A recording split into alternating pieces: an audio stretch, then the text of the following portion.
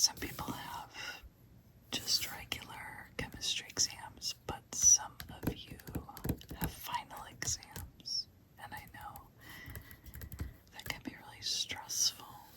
So the most popular requests that I'm having right now are balancing chemical equations. And I have created some videos that are specifically for balancing, or there's at least one, I think. But I was thinking what I could do a little bit different for this one is just to go through quite a few different examples, just one at a time, so that you can see a wide array of different possibilities that you can get when you're given a problem that's asking you to balance it. So why don't we start out with, of course, getting out our fountain pens, right? And let's just go through a few together. Okay. So let's get some practice in. Alright. So first off, of course, I love just writing out what we are doing. And that is we are balancing.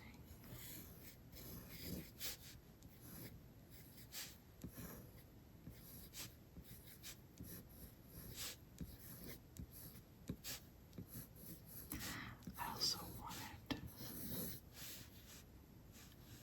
to point out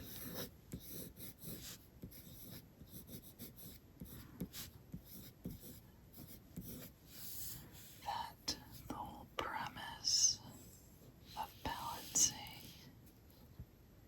chemical equations is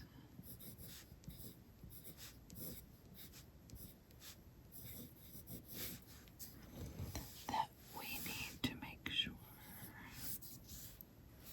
that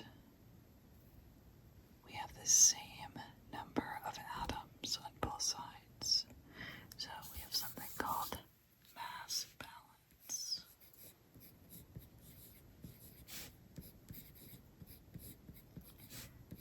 And that makes very good sense if we think about how mass cannot be created nor destroyed.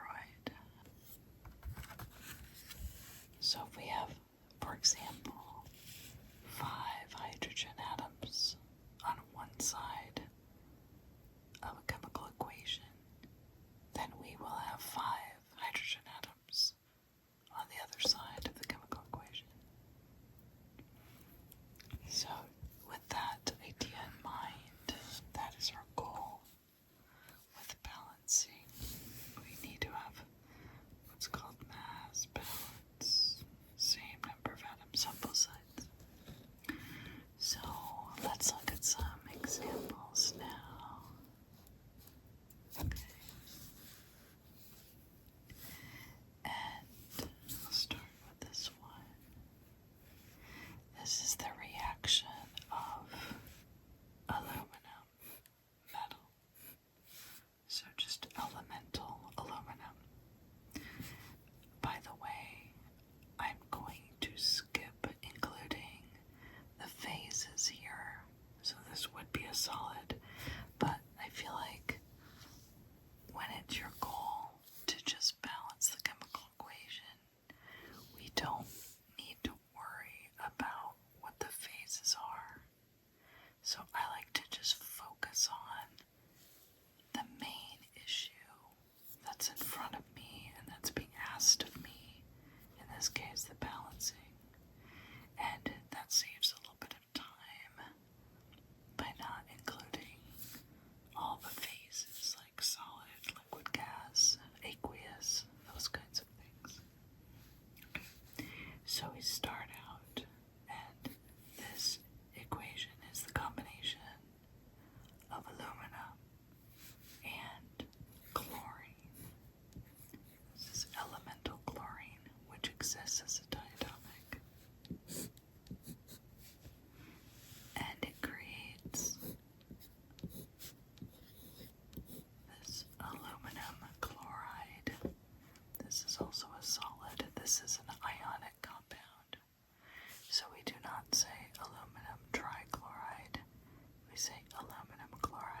because it's ionic.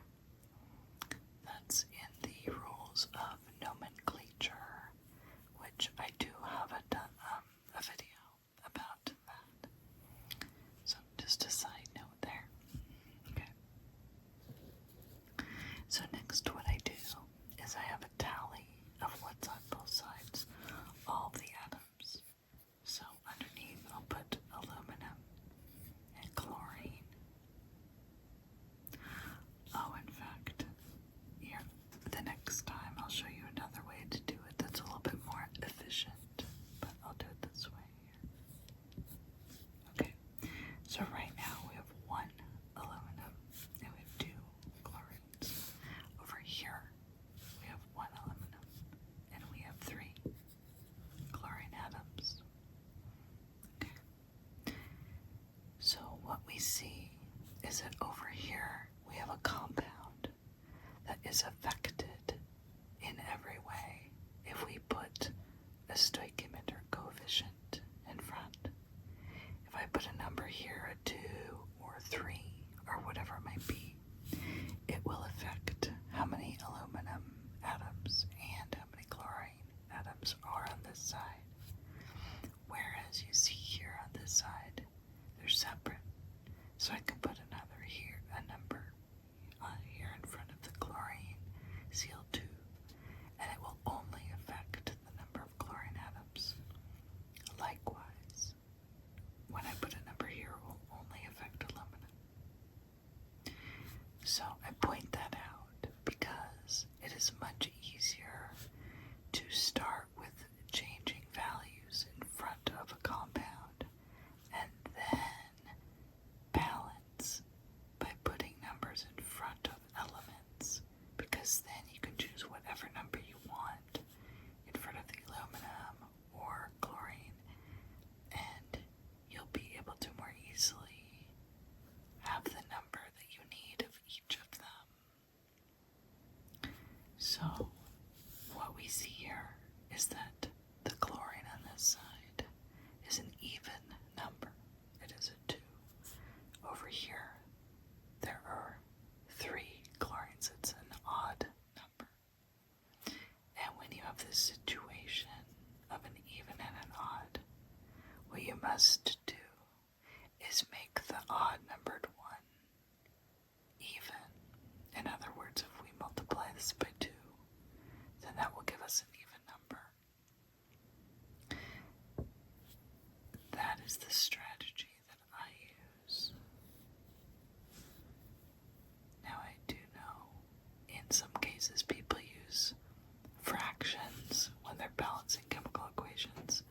I do not like to do that because it implies you have half of a molecule which you don't have. So anyway, that's just personally, I don't like having fractions, but if your teacher or professor allows you to do that, then you can go ahead and do that.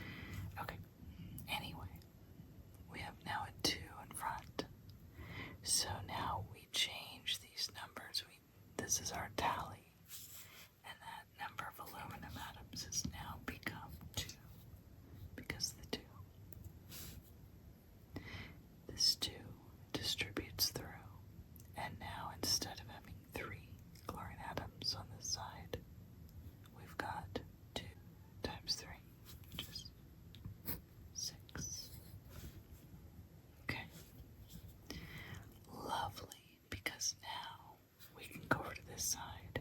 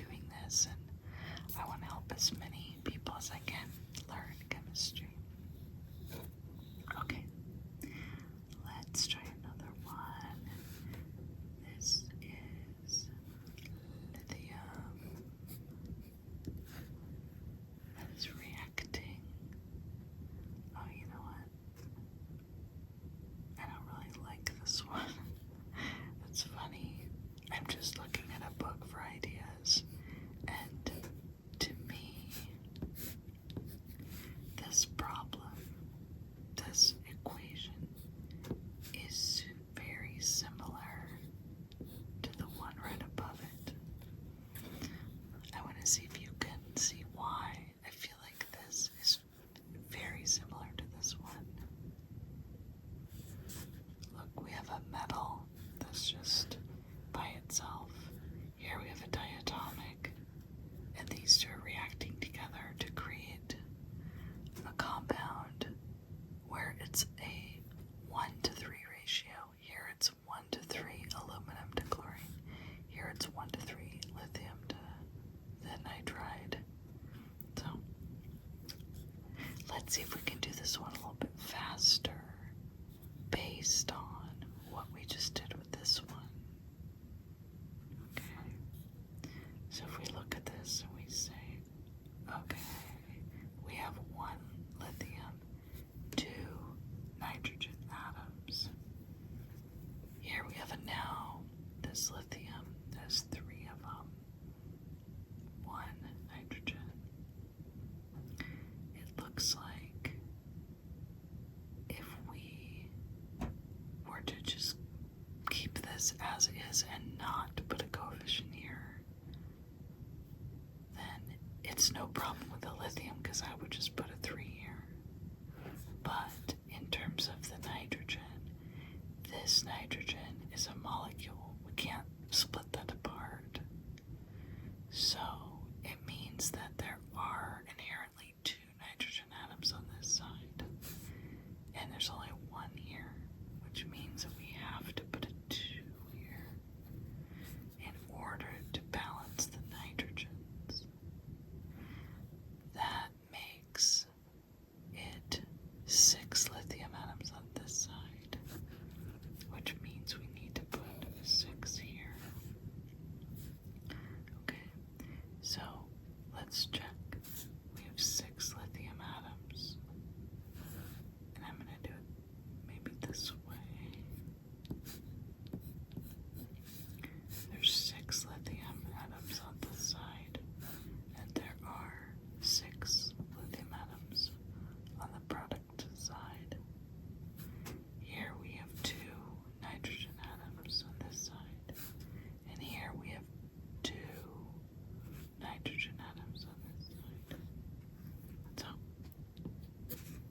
this checks out, and we now have a balanced chemical equation. And this is actually kind of fun because notice how when I first looked at this, I thought, oh, this is so similar to this one. But it turned out differently, didn't it? Here we had a 6. Here we don't have any added stoichiometric coefficient. This is an implied 1. It's saying we just have 1 nitrogen molecule. And here we have 2. So I like being surprised. That's interesting. Alright, let's take a look at another one. This is lead.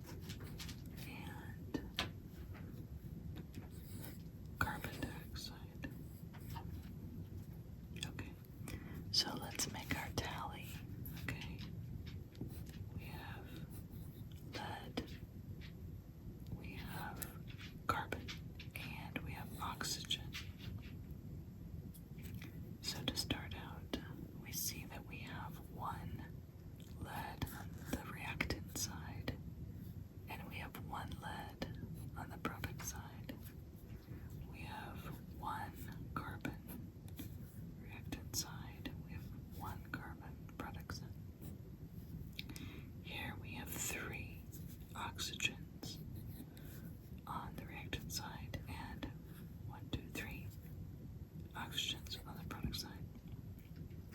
So, ta-da, this is already balanced.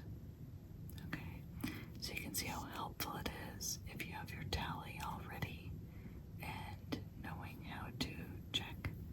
And then sometimes you're lucky and you don't have to do anything else to balance it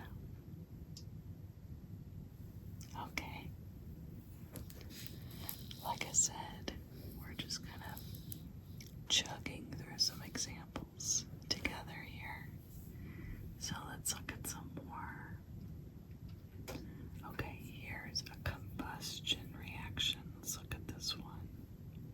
Let's see. C7H8O2.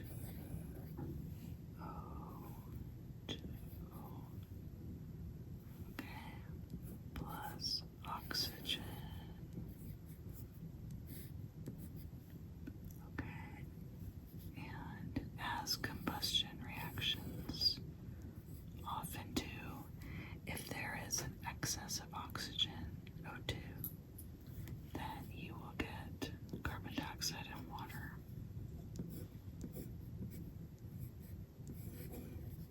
So that will happen if you are burning or oxidizing or reacting a carbon-based compound.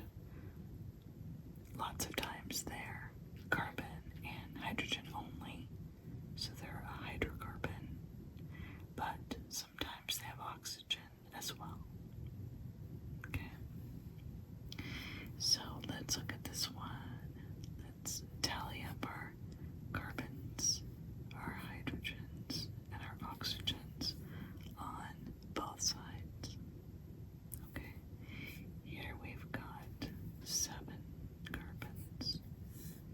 We have 8 hydrogens, and we have 2 plus 4. 2 plus 2 is 4 oxygens on the reactant side. On the product side, we have 1 carbon. We have 2 hydrogens, and we have 3 oxygens. Okay. So when I balance combustion reactions like this, I balance the oxygen last because that is just a single element. So it's easiest to balance that one, so I wait until the end. I balance the carbon first because typically the carbon is more than 1 depending on the fuel. Okay, so this is our fuel that gets burned by the oxygen. And one of the examples, the most common example of a carbon-based fuel that has only 1 carbon is methane. And so most fuels, you'll have more than 1 carbon. Methane, methanol, there's a few that only have 1, but many have more than 1. So what I do is I will start out and I'll just come over to this side and in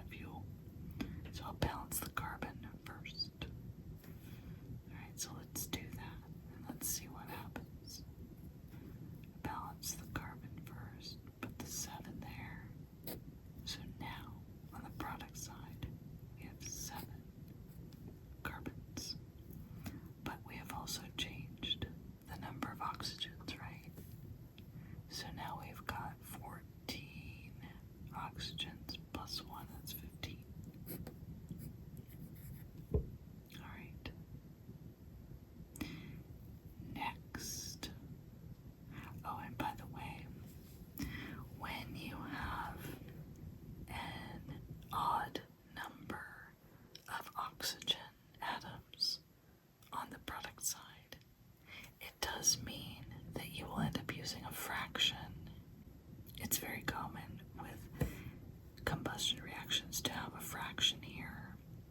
So I am going to, even though it's not my favorite personally, but it's very common to do that. So I am going to just take a deep breath, let it out, and we're gonna have a fraction here. It's fine.